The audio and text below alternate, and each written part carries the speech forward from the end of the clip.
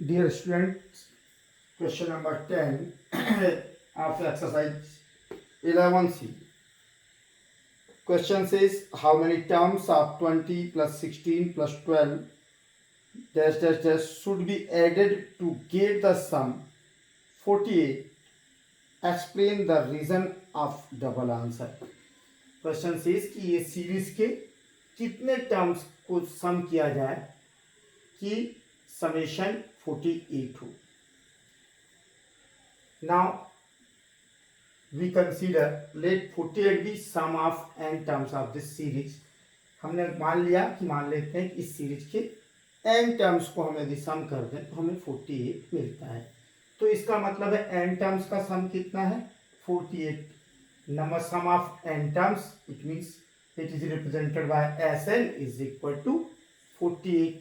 Series is started from 20, so E is equal to 20 and common difference D is equal to second term 16 minus first term 20, then we get minus 4.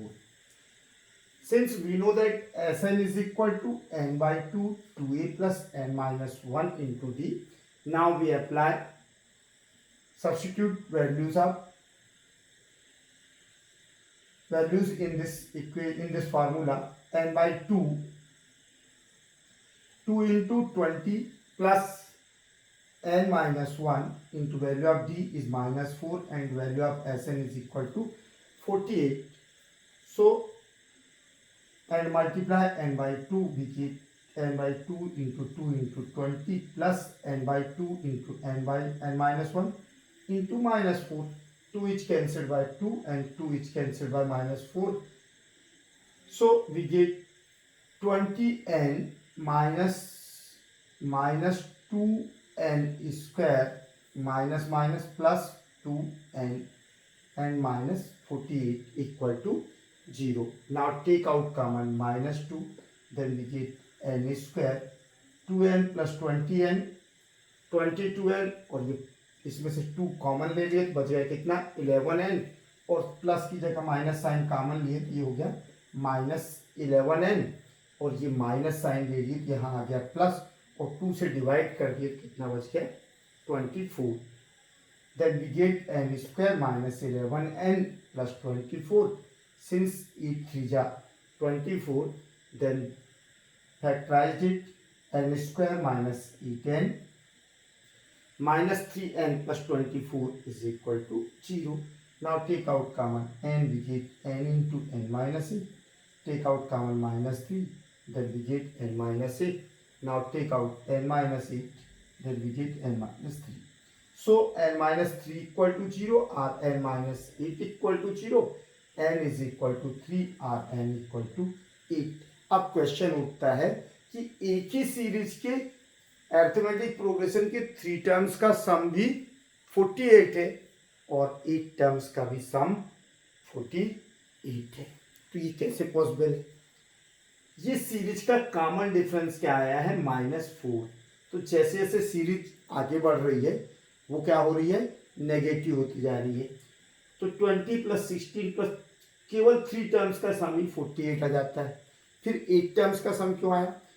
तो remaining 5 terms sum of remaining 5 terms will be 0 since sum of remaining 5 terms will be 0. So 3 terms and last 5 terms, sum of 3 terms plus last 5 terms will be also 48. क्योंकि 20, 16, 12, 8, 4, 0, 8, 4, 0 कितने हो गए 12. इसके बाद 8, 4, 0 और 0 के बाद कितना आया 4. 8, 4, 0. इसके बाद नंबर क्या आ रहा है 8. इसके बाद आएगा 4. 4 के आगे जाएगा 0. तो 8 और 4 हो गया 12. 0 12 प्लस 0 12. अब इसके बाद क्या आ रहा है -4 एंड -8. तो -4 -8 कितना हो गया -12. तो 0 12 प्लस 12 माइनस 12 0. तो लास्ट के 5 टर्म्स का सम 0 है. इसी कारण से यहाँ पर 2 आंसर्स हमें मिल रहे हैं कि n इक्वल टू 3 पर 48 है. वास्तव में n इक्वल टू 3 पर 48 है और लास्ट 5 टर्म्स जो है उनका सम 0 है।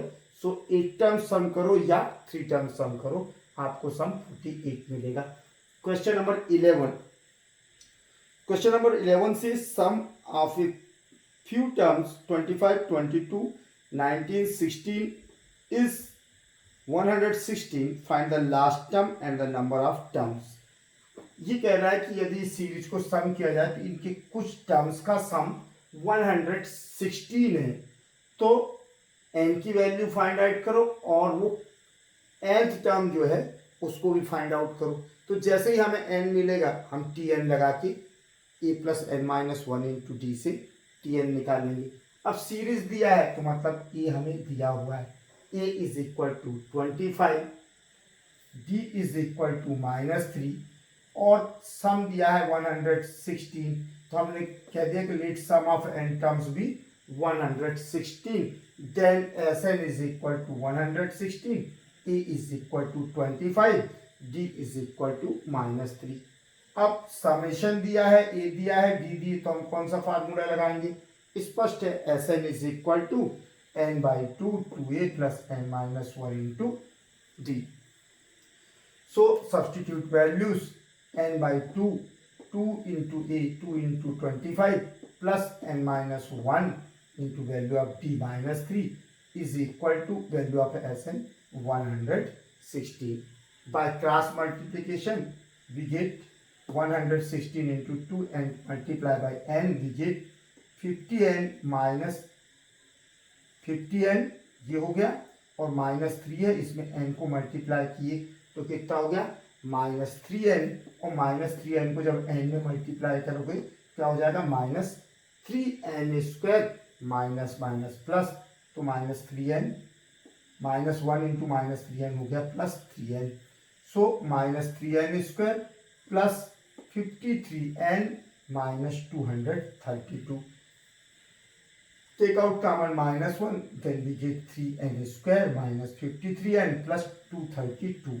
ये n स्क्वायर में एक क्वाड्रेटिक इक्वेशन है और इसको हम फैक्टराइज नहीं कर सकते, तो ये फैक्टराइज नहीं हो रहा है, तो क्वाड्रेटिक इक्वेशन की जो मेथड है, since x equal to root से हम निकाल लेते हैं -b plus minus √b square -4ac upon 2a, तो b की वैल्यू कितनी है -53, तो minus minus plus 53 plus minus square of b square of -53 minus 4 into 3 into 232 upon 2 into a 2 into 3। Now we calculate n is equal to 53 plus minus 2809 minus 2784, then we get 1/6 53 plus minus √25, और √25 किसका root है 5 का, तो we get n equal to 1/6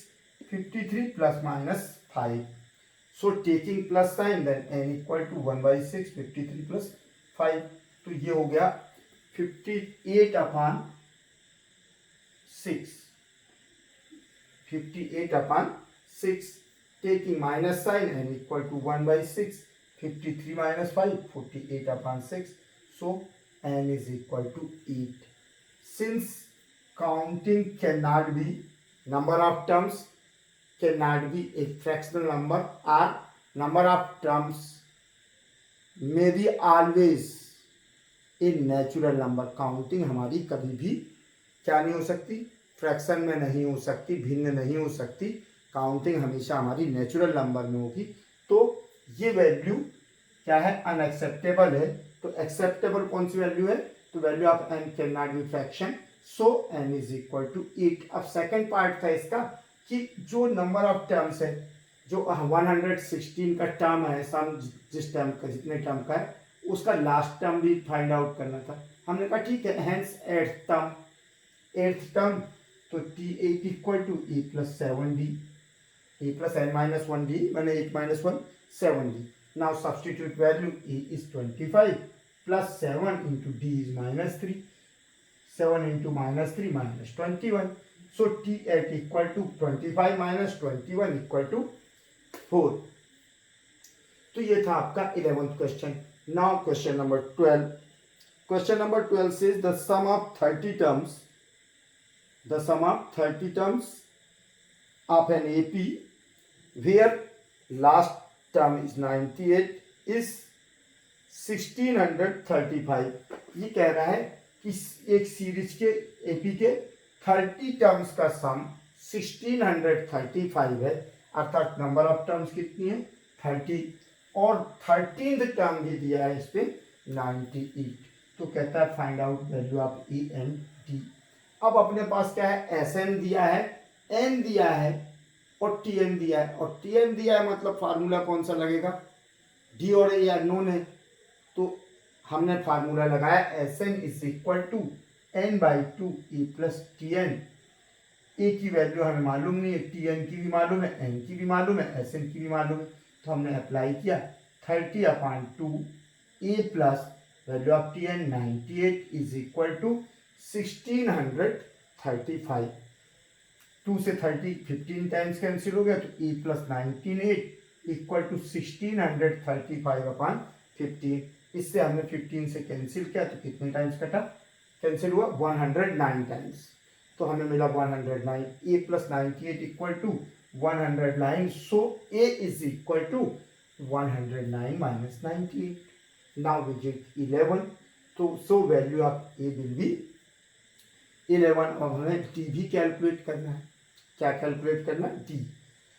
तो चूंकि T30 हमें दिया है 98, टी की टर्म दिख जाए तो ये समझ लो a plus n minus 1 into d होता है, तो a plus 30 minus 1 into d. तो हमने लिखा T30, तो इसको हमने लिख दिया a plus 29 d is equal to 98, और a इज इक्वल टू कितना है 11. Substitute value of a 11 plus 29 d is equal to 98. So 29 d is equal to 98 minus 11. Hence D is equal to 87/29. So we get 3. Answer A is equal to 11 and D is equal to 3. ये 13 question मैं बाद में solve करता हूँ. 14 question बहुत short था इसलिए मैंने उसको वहीं सॉल्व कर दिया. क्या है 14 question, the sum of n terms of an arithmetic series is 36. Sum of n terms we have given that sum of n terms Sn is equal to 36.